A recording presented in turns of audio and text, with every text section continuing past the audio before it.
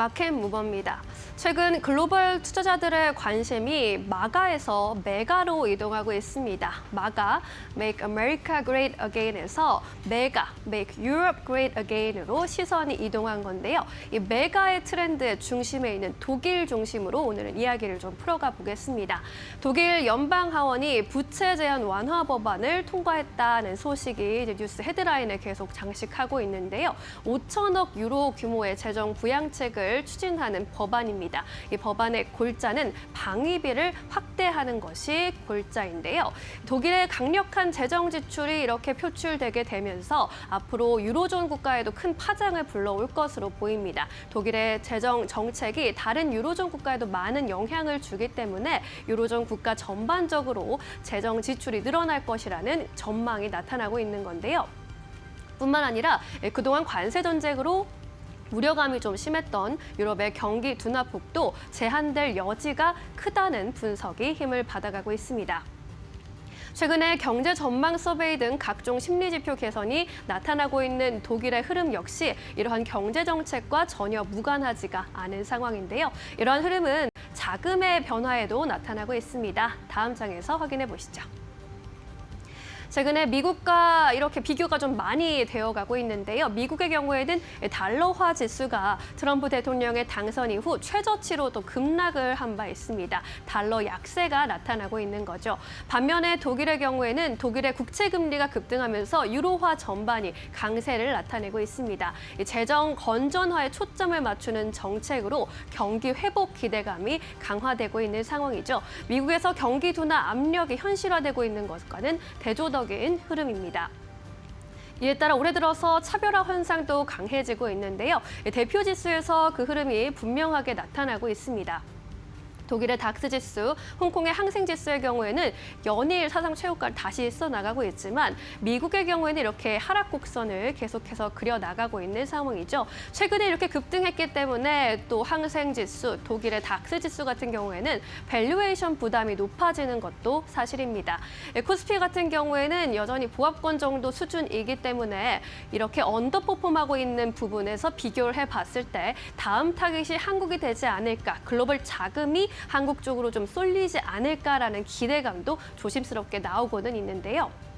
하지만 OECD에서 한국의 올해 경제 성장률 전망치를 지속적으로 하향하고 있다는 점은 좀 살펴볼 만한 요인입니다. OECD가 한국의 경제 성장률 2.1%에서 1.5%로 하향 조정을 했는데요. 주요국들이 전반적으로 하향 조정되고 있는 가운데 중국에 대해서는 4.7에서 4.8%로 유일하게 0.1%포인트 상향 조정하기도 했습니다. 이렇게 우리나라에는 상방을 좀 제한하는 성장성을 바라보는 요인이 나타나고 있다는 점, 중국으로는 상방을 열어놓으면서 중국 경기 민감주에 또 기회가 있지 않을 것을 좀 생각해야 한다는 점은 우리가 함께 고민해야 할 부분인 것 같습니다. 마켓무버 함께 하셨습니다. 네, 이어서 오늘 시장에서 핫한 이슈와 종목들 함께 이야기 나눠보도록 하겠습니다. 오늘도 모셨습니다. GC인포의 박근호 이사 모시고 이야기 나눠보도록 하겠습니다. 안녕하십니까? 안녕하십니까? 네, 오늘도 좀 시장 이야기 해볼 텐데요. 오늘은 저희가 특별하게 주제에 대한 힌트를 영상으로 먼저 만나보고 오도록 하겠습니다. 지금 바로 만나보시죠. All right, first, our roadmap. We're now in full production of Blackwell. Computer companies all over the world are ramping these incredible machines at scale, and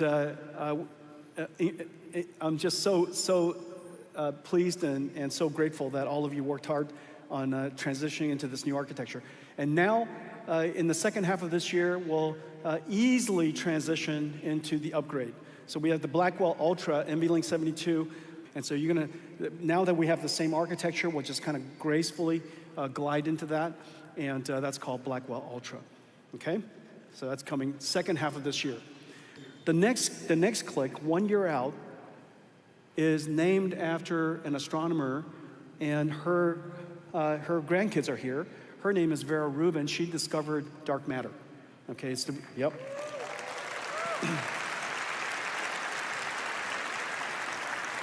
Vera Rubin is incredible because the CPU is new. It's twice the performance of Grace, and more memory, more bandwidth, and yet just a little tiny 50-watt CPU is really quite incredible. Okay? And Rubin, brand new GPU, brand new memories, HBM4. Basically, everything is brand new except for the chassis. And this way, we could take a whole lot of risk in one direction and not risk a whole bunch of other things related to the infrastructure. 네, 저희 영상 만나보고 왔는데요. 젠슨 황이 GTC에 직접 나와서 우리가 이런 것들을 만들 테고 베라 루빈, 블랙웰, 울트라 모두 다 이제 생산해 낼 테고 이미 관련해서 칩들이 완전 양산에 들어갔다 이렇게 표현을 하기도 했습니다. 시장에서 어떠한 포인트를 잡아보면 좋을까요? 그렇다면 오늘 마켓무버에서 다뤄볼 이야기 바로 주제 만나보도록 하겠습니다. 엔비디아의 GTC 2025 개막을 했고요. 이번 주 계속 진행이 됩니다. 관전 포인트 관련주 영향 전체적으로 좀 짚고 가도록 하겠습니다. 계속 이야기해도 뭐 포인트들은 너무 많을 것 같고요. 박근호 이사님께서는 관전 포인트 어떻게 잡고 계십니까? 네, 관전 포인트 뭐 주식하는 입장에서 관련주들이 뭐 어떻게 움직일까 그게 가장 중요할 것 같은데요. 엔비디아가 이제 빠졌기 때문에 좀 약간 김이 빠져서 좀 시작을 좀 했죠. 어제 이제 우리나라 시간으로 새벽 2시인가요? 밤 2시에 기조연설을 하긴 했는데 일단 뭐 관련주들 흐름은 이제 올해 이제 GTC 25 전에 GTC 2024에서 관련주들이 어떠한 흐름을 나타냈는지 제가 한번 좀 살펴보고 왔는데 사실 그때 딱히 움직인 부분은 없었습니다. 하이닉스 자체는 HBM 때문에 움직일 때여서 이 GTC 때문에 움직였다라고 보긴 좀 약간 힘들고 24년도에도 사실 이렇게 큰 어떤 테마라든가 이런 움직임은 좀 없었거든요. 근데 이번에 이제 엔비디아 개발자 컨퍼런스에서 사실 뭐 HBM이나 이런 것들이 좀 뭐 부각이 되긴 했습니다만 로봇이라든가 아니면 방금 전에 소개된 이제 다 사람 이름으로 이제 정화준 이제 루빈 그다음에 냉각 뭐 양적 컴퓨터 이런 식이 이제 어느 정도 시장에서 관심을 받지 않을까라고 생각을 했는데 일단은 지금 개막이라고 해야 되겠죠. 개막을 했는데 관련주들 움직임이 이렇게 크게 나타나지 않는 걸로 봐서는 이번에는 딱히 어떤 이런 관련주들에 대한 시장의 관심도가 이렇게 크지 않은 것을 좀 볼 수 있다라고 이제 말씀드릴 수 있고요. 다만 한 가지 좀 약간 시장에서 주목을 하는 단어가 이제 하나가 좀 나왔죠. 이번에 이제 GTC에서 나온 건 아니긴 합니다만 이제 소캠이라고 이제 시장에서 제2의 HBM이 될 것이다라고 관심을 받고 있는 메모리 이제 모듈이죠. 차세대 메모리 모듈 이것과 관련돼서 이제 삼성전자, 하이닉스, 마이크론이 엔비디아와 같이 만든 차세대 모듈인데 사실 이 메모리 모듈은 원래 이제 규격화가 돼 있거든요. 우리가 보통 핸드폰을 만들 때 충전기를 다 만들고 싶은 대로 만드는 게 아니라 통일하듯이 원래 반도체 모듈은 국제 반도체 협의 기구에서 이제 이렇게 만들자 혹은 이렇게 만들어야 된다는 정해주기 때문에 어떤 PC가 달라도 꽂으면 잘 이렇게 통하는 거죠. 근데 이번에 나오는 소캠 같은 경우는 엔비디아가 이제 독자적인 어떤 규격을 갖고 가겠다라고 해서 이 부분이 앞으로 이제 제가 봤을 때는 온 디바이스 쪽에 많이 좀 쓰일 것 같은데 뭐 PC나 노트북 이런 쪽에 좀 대응하는 걸로 서버라고 나오는 쪽도 있긴 합니다만 제가 봤을 때는 일단은 좀 온 디바이스 쪽에 대응하는 제품이 아닌가라는 생각이 좀 들고요.